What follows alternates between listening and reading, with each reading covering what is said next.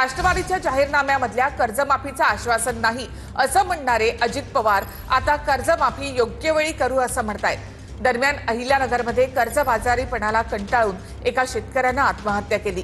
कर्जमाफीची वाट पाहत होतो, पण आता आत्मविश्वास संपलाय असं या शेतकऱ्यानं व्हिडिओ शूट करून म्हटलेलं आहे। शेतकऱ्यांच्या कर्जमाफीच्या मुद्द्यावरून अजित पवारांनी युटर्न घेतलाय। राष्ट्रवादीच्या जाहीरनाम्यामधल्या कर्जमाफीचं आश्वासन नाही असं म्हणणारे अजित पवार आता कर्जमाफी योग्य वेळी करू असं म्हणतायत। देण्याच्या संदर्भात नाही म्हणलेलंच नाही, लगेच देऊ म्हणलेलं नव्हतं। माझं एक उदाहरण दाखवा जाहीरनामा। मला एकच मिनिट, मला वाद घालू नका, मला जाहीरनामा दाखवा। योग्य वेळ आल्यावर ते आम्ही सांगू ना।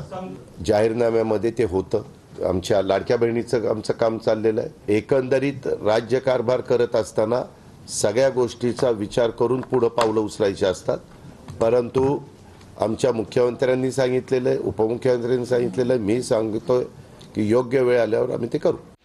एकीकडे शेतकरी कर्जमाफीची चर्चा सुरू असताना दुसरीकडे अहिल्यानगर जिल्ह्यामध्ये शेतकऱ्यांना कर्जबाजारीपणातून आत्महत्या केली। नेवासा तालुक्यामधल्या बाबासाहेब सरोदे यांनी आत्महत्येपूर्वी एक व्हिडिओ सुद्धा चित्रित केलाय। आज ना उद्या कर्जमाफी होईल ही आशा होती। सरकारनं शेतकऱ्यांना दिलेल्या आश्वासनाप्रमाणे कर्जमाफी केली नाही। योग्य वेळी मदत झाली असती तर जगलो असतो, पण आता आत्मविश्वास संपलेला आहे।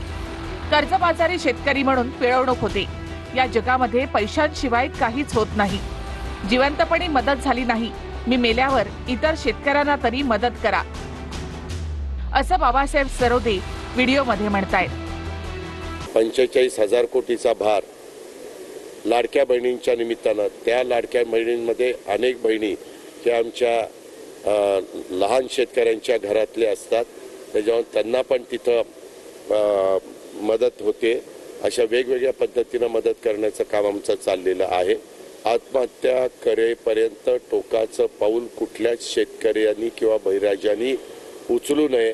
ज्यांनी कर्ज उचलला आहे तो आत्महत्येकडे निघालेला आहे, अशा व्यक्तीचं सर्वेक्षण करून कर्जमाफी केली पाहिजे, याकरताही आपण पुढे काम करण्याचा प्रयत्न करतो आहे।